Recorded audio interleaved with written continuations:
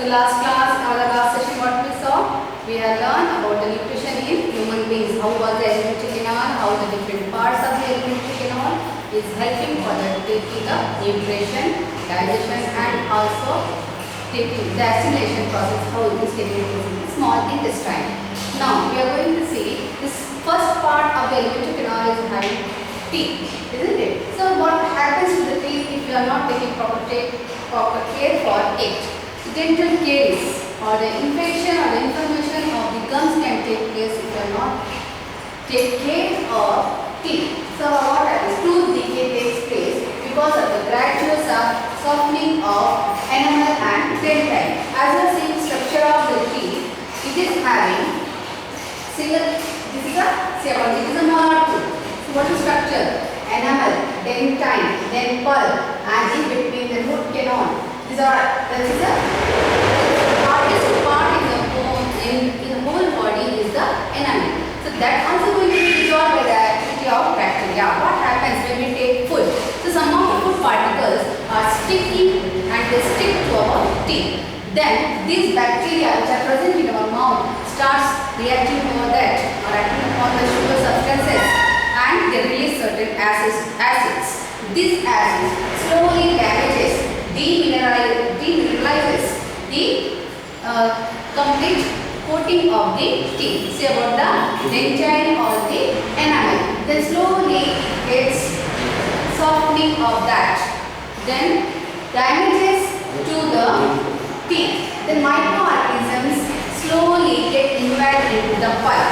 That result into the bacteria. That result into the forming the infection or the inflammation of that. Then bacteria plus food particles stick to the teeth. Formation of plaque will take place. Slowly this plaque, this cannot be this acidic or this plaque cannot be kept or the saliva cannot reach to the all parts or all the areas of the teeth or the mouth that to neutralize the acid which is secreted by the bacteria. So resulting in the form of that is dental caries or the infection of the teeth. That is damages our teeth and leads to the complete pain for the teeth. So how we are going to avoid this whole inflammation of the gums or the decaying of the teeth or what we say or dental caries. We have to take proper care before and that is after any of the food is taken in. We have to wash properly our teeth, brush it properly, taking care and every year check up for the dental doctor. So next, after coming to the complete process of the digestion or the segment of the dental caries, we'll proceed further for the respiration process that is in the human beings. So how the respiration, what kind of respiration is taking place in different kind of the organisms. Some of the organisms which go for the anaerobic respiration. So what is this aerobic and anaerobic respiration? There are two kinds of the respiration taking place. Certain microorganisms go for the anaerobic respiration. Example is yeast. It is doing its respiration in absence of oxygen. So what is the first difference for the aerobic and anaerobic respiration is with the respiration which takes place in the presence of oxygen. That means release of energy in the utilizing the oxygen is called aerobic respiration. When the same process takes place in the absence of oxygen, that we call as anaerobic respiration. So what happens? First we'll see how the two activities which are given in our textbook. First activity, what gases we release during the breathing out, during the time when we breathe out. That is mostly we know we take in oxygen which is required for the respiration process internally for the cellular respiration. Then we breathe out mostly the compound carbon dioxide gas which is formed during the respiratory processes or cellular processes. And then how we are going to do it? We are taking lime water into different test tubes. Filling up to the half of the lime water which is freshly prepared. Then inserting a syringe. Say about this, inserting a syringe. Through that we are blowing the air with the help of a syringe in the first test tube A. Then observing it. Note down the time, taking forward, turning it to the milky white. Then we are blowing into the another test tube which is again taken with the freshly lime water. Blow it into blow air into it, and what is the time for taking for the turning it to the milky white. So we are going to observe that when we blow into the one of the test tube which is having the lime water turns faster into the milky white compared to the other which is inserted with the syringe, or the air is inserted with the syringe. So what it means, we are blowing out, and when we breathe out, more percentage of the carbon dioxide is expelled out. That means it turns more faster into milky white. Now next activity is that fermentation of yeast. What kind of gases it releases when it go for the fermentation or respiratory techniques in the yeast? You are taking a sugar solution or the fruit juices in one of the test tube, adding certain granules or the some amount of the yeast into that test tube. Then it is flushed with the one whole cork. Then the bent tube is taken, and the end of the other end of the bent tube is inserted into the freshly prepared lime water test tube. Now we are going to see what is going to happen in the other test tube, other side. When the fermentation starts, or the respiration starts in the yeast granules, then what happens to then carbon dioxide gas is released in that side, and it carried forward with the bent tube inserted into the another side of the test tube that turns milky. That means carbon dioxide is reacting with the lime water, giving rise to the milky coloring. Okay. Now coming to the next part of the respiration. These are the activities what we are going to read in our textbook. Now next is, what are the different pathways which is going to take place for the breakdown of glucose molecule. So from where this glucose is present, or where this glucose is coming to our respiratory process. So we have done this digestive system. So ultimate product after the digestion, whatever it is simplest form is going to absorb for our releasing the energy is glucose. So that glucose is utilizing in the respiratory process at the cellular level to release the energy. So most of the higher amount of the energy is released in the aerobic respiration compared to the anaerobic respiration. So coming to this respiratory process, the breaking down of the glucose molecules takes place in the three pathways. Very important question for your exams. So what are the three pathways which is important, which are going to take place for the breakdown of glucose? There are three. So first, glucose molecule, which is a 6-carbon molecule, which is present in the cytoplasm, which is carried through the blood, going to be converted into pyruvate, that is 3-carbon molecule. Again releases the energy during the conversion. Now this pyruvate is going to break down into further steps. What are the further steps for the breakdown? So first, pyruvate, if the oxygen is present, then it go for the aerobic respiration.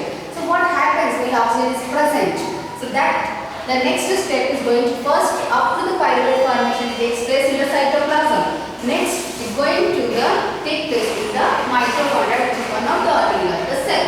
In the mitochondria, that in the presence of oxygen, the pyruvate breaks down to form the carbon dioxide, water, and releases a certain amount of energy. Now where this energy goes? Actually. Now next, if the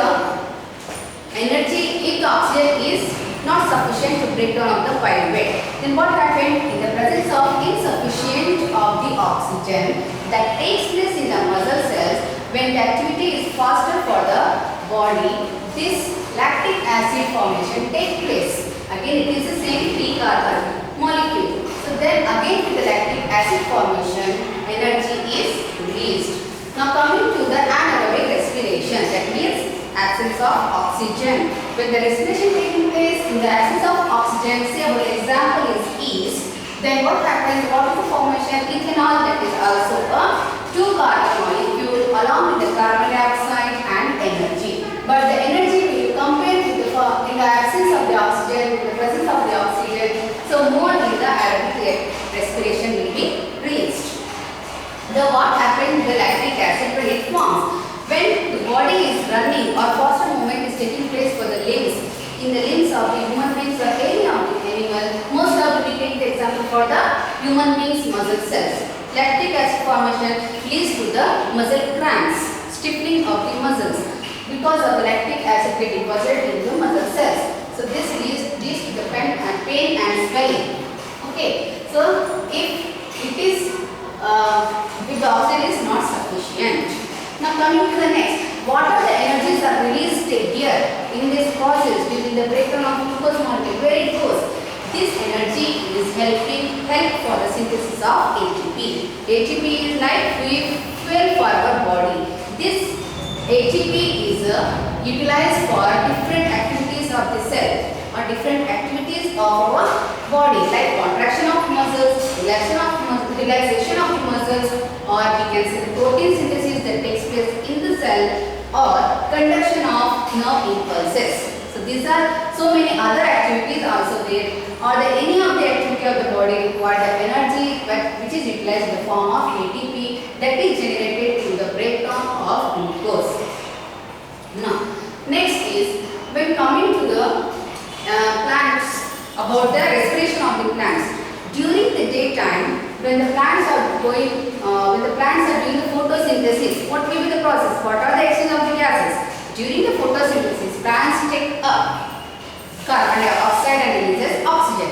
But it is completely opposite during the night. The photosynthesis is not taking place during the night. So what happens? That time carbon dioxide is releases from the stomata. So that carbon dioxide which is released during the night, it was one of the step or one of the product during the respiratory process in the plants. So carbon dioxide elimination is taking place in the plant during the night when the photosynthesis is not taking place.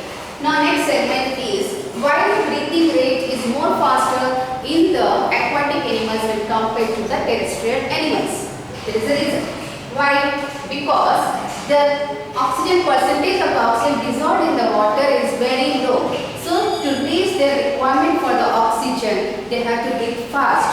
As you observe in the fish, it is having the upper plum behind the eyes and mouth always opening and closing. So water enters to the mouth and releases from the upper plum or the gills. They flush out the blood capillaries which are present in the gills. So they reach their requirement of oxygen through this process.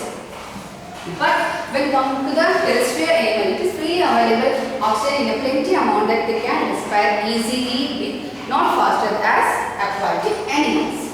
Now coming to the respiratory system in the human beings, it is as you are seeing, the respiration, digestion is more simple at the unicellular level. When coming to the human beings, it is more complex, having the different parts in each of the system. Like different organs coming together giving rise to a system. Here again different parts in the respiratory system having their own function. Like first, how the respiratory system, what are the main component of it? Respiratory system, as you see, the nasal cavity is the entrance or the nasal pore, or we can say what nasal cavity through the outside the environmental air enter into the through the nose in the nasal cavity. What happens here in the nasal cavity? It is lined with the minute cilia-like or the hair-like structure which are very fine, which helps for the filtering of the environmental air or outside air to enter into our respiratory system. It does not carry any germs. It is having the nasal chamber is having a mucus lining, so which can moisten the temperature, which can lower down the temperature of the air which is entering inside the nasal cavity, plus which whatever the germs or the dust particles will stick into the nasal cavity and the filtered fine air is entering into our system. Now after the nasal cavity, the next comes to the pharynx. Pharynx again, the pharynx is attached with the larynx which we call as a voice box. Now next coming to the next part of the respiratory system is the trachea. You are seeing ring-like structure there. What are they? They are cartilaginous rings are placed in the trachea or present in the trachea. So there may be a question, why this trachea is not collapsing? What are the reasons? Because trachea is having the cartilaginous rings in it, which make all the time tubular structure to be open and respiratory system to carry out all the time. So this also, all the respiratory system is surrounded or lined with the minute cilia. Now coming to the first thing that everyone should know, why the smoking is injurious for the health. What happens during the smoking? So whenever the person smokes or smoking is done by the person, so this smoke is burning the cilia in the respiratory system. What happens if the cilia is burned? Filtering of air doesn't take place. So whatever the germs or the invading of the bacteria or any dust particles directly enter into the respiratory system, that leads to the lung diseases or the cancer-like diseases. So smoking is injurious for the health. Everyone should know this point. What happens if you know the reason? Then you will be applying it. Now next comes to the next part. Then trachea is divided into two bronchi. Then bronchi is ramified into the lungs. Lungs are very delicate structure which is covered by the pleuron. Okay. Then these lungs or this bronchi is ramified into primary, secondary and tertiary bronchioles. Then these bronchioles like this end into the alveoli. What is this alveoli? Alveoli is a balloon-like structure lined with the simple epithelial layer. This simple epithelial layer very transparent or easy for the diffusion or exchange of the gases. These are completely supplied with the network of capillaries. Now as the oxygen is taken in through the nasal chamber, then pharynx, larynx, then coming to the trachea, bronchi, bronchioles, coming to the last stage for the exchange, where the exchange is taking place, it is in the alveoli. So the oxygen which is along with the incoming or taking in air is exchanged with the carbon dioxide. So what is the process here? The diffusion is the process taking place for the exchange of gases. So whatever the waste product, that is the carbon dioxide is formed during the cellular respiration, is expelled out through the diffusion by the blood capillaries, and the oxygen is absorbed by the blood capillaries that carries through the blood for the cellular function. Now, if you see the surface area when coming to the all the alveoli structure, nearly about 80 meters square. It is like spreading sheet. It is giving larger surface area for the diffusion process. If you come to the, as you are seeing the simplest form in the plant cellular level for the diffusion process, the respiration mostly or the exchange of gases taking place in the plant cells is by the diffusion, but it is not possible for our body, isn't it? We are having the trillions of the cells. If you come to the know, then oxygen reaching to up to our toe from the respiratory system by the diffusion process, nearly it takes about 3 years. That is a longer period cannot be surviving up. It is impossible to survive or to get the oxygen or wait for the oxygen to that time. Now, when you breathe in, what happens? The ribs and the diaphragm gets flattens, ribs pushed upside. Okay, then opposite same thing for the when you breathe out.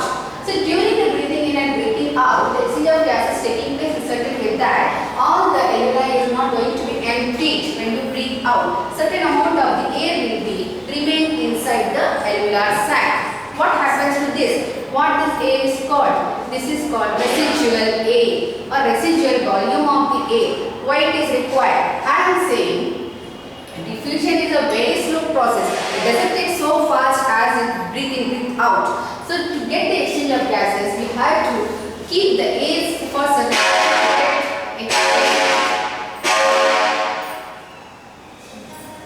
yes, during this exchange. So if the certain amount of the air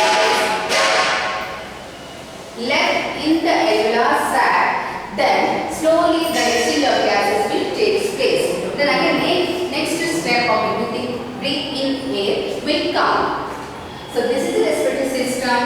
So you already learned this respiratory system in your 7th class with your teacher's activity equipment, isn't it? So what we learned in this session, what are the dental caries, how that will be happening, and what is the respiratory process, what are different kinds of the respiration, about the 2 activities what we learned, then coming to the 3 different pathways that takes place during the glucose breakdown. Now coming to the next, how the plant exchanges the gases during the daytime and the night. Now how the respiratory system is present in our human being, what are the different parts Now first important question here coming from breathing pathways. Next, how the respiratory system and its diagram. Then how the alveolar sac is helping for the exchange of the gases. With this, we are completing our respiratory system in human beings. Thank you.